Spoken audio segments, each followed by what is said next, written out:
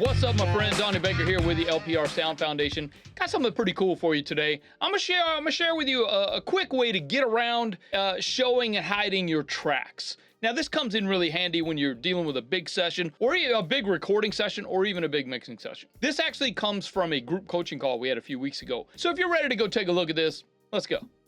What is up, my friend? I got some great tips for you today for getting around a larger session view-wise, so you can see things a little bit easier, keep your session a little bit more efficient. I've got right here, this is a scratch guitar, or actually just a guitar template. I will share this with you today. I'll put this in the description down there so you can go grab it. So I start off, and I've got 3 record tracks. You see, I keep my record tracks. Yeah, colors don't mean much, man. I keep my guitar tracks red so I can see them at a glance. Okay, and I've only got 2 sets here. So let's say I record my guitars here, and I drop them down to these next tracks. Okay, and then I record some more and I drop them down here. Let's say I'm doing a double, and I want to pan things left and right. But let's say I need more. Sometimes your guitar player might want, let's say it might be a rock session. Your guitar player might want a double track, triple track, quadruple, quintuplet, whatever's after quintuplet, you know, the 6 or 8. So I keep them over here. As you can see, I've got my folder open. When I close my folder, it closes it here. Now, here's one easy way to look at all your tracks in the folder. You don't have to open your folder here. You can just open it here. There's a little down arrow, or actually it's pointing to the right there. You click that and it opens up all your tracks in that folder. There's the solo folder and the scratch guitar folder. You can name this whatever you want. I just happen to have mine named scratch guitar. Now, I do keep a lot of them hidden. I only show 2. I don't need to see all of these, but a quick way to show these, instead of clicking on the thing and then show hide tracks or show tracks or hide tracks, you could just hit these little, see how these little dots are grayed out? You could just hit these and they all come to life. Now they're all in your session.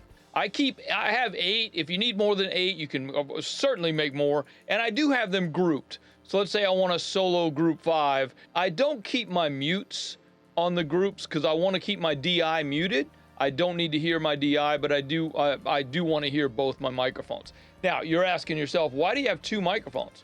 Well, I have 1 set of mics. Now, what I do here is I'm kind of weird, man. I blend 2 microphones into 1 input. And that's why I call it guitar mics with a small s, so I know that I'm blending 2 mics. And then I've got an ISO cab, which we have 1 amp that the guitar player might want to crank up, but I don't want it to bleed into other mics, so I keep it in an ISO cab that has a microphone in it. And then, of course, I do record a DI. We always record a DI. I do record on an analog console, so instead of having this channel muted, I just pull down the fader. I don't need to hear it. Okay, so back to the view, show, hide. So you can just hide these by doing the same thing and undoing the little dots on the side. Again, you can close your folder down here. You can open up your other folder. Now, on solo stuff, I find that I only need 4. I don't really need... you're not really going to double track a solo. You might want to add some other guitars to it to blend in. So I only have 4, but I only need to see 2 at a time. That's just, it helps me keep my session nice and efficient. So another trick is that if you want to view all of the tracks in there, you can go to your groups. There's a little button on the left side here. If you hit that, it selects those. If you need more than 1, you can turn on more than 1. Now, you can also select other that are not viewed, and it doesn't view them, but they are selected. It doesn't really show you the tracks.